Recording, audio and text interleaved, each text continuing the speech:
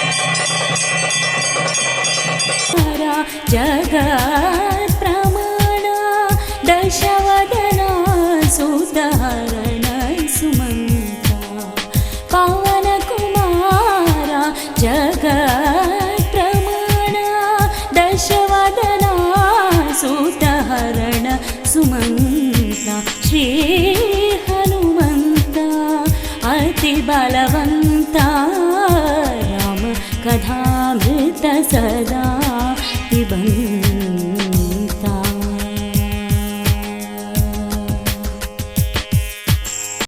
ವಿಶೇಷ ಕಾರಣದಂದರೆ ಸಂತಾನ ಇಲ್ಲದಂಥ ಸಮಸ್ತ ಜನರುಗಳು ಭೂಮಿಯಲ್ಲಿ ಭಾಗಿಸ್ತಾ ಇದ್ದಾರೆ.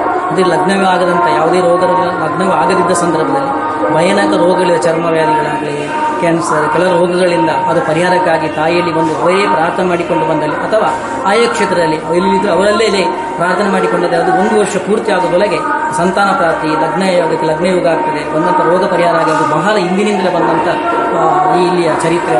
ಅದು ಪ್ರತಿ ವರ್ಷ ಈಗ ನವರಾತ್ರಿ ಮತ್ತು ಜಾತ್ರೆ ಅಂದರೆ ಫೆಬ್ರವರಿ ತಿಂಗಳಲ್ಲಿ ನಡೀತದೆ. ಹೋಳಿ ಕಾಮರಾಜ ನಡೆಯುತ್ತದೆ. ನವರಾತ್ರಿ 9ನೇ ದಿವಸ, ಕಡೆಯ ದಿವಸ 15ನೇ ತಾರೀಕಿಗೆ ಅದು ನಡೆಯುವಂಥ ವಿಶೇಷ ಇಲ್ಲಿಯ ವಿಶೇಷ. ಮತ್ತೇನೆಂದರೆ ದೃಷ್ಟಿ ರೋಗ, ಕಣ್ಣಿಗೆ ದೃಷ್ಟಿ ಇಲ್ಲದಂಥ ಬಂದವರು ತಾಯಿ ವಿಶೇಷವಾಗಿ ಪ್ರಾರ್ಥನೆ ಮಾಡಿಕೊಂಡು ಪ್ರಸಾದವನ್ನು ಸ್ವೀಕಾರ ಮಾಡಿಕೊಂಡಲ್ಲಿ ಅದು ಸಹ ಬಹಳ ಇಲ್ಲಿ ಪ್ರಾಮುಖ್ಯತೆಯಲ್ಲಿ ಕಾಣುತ್ತೆ.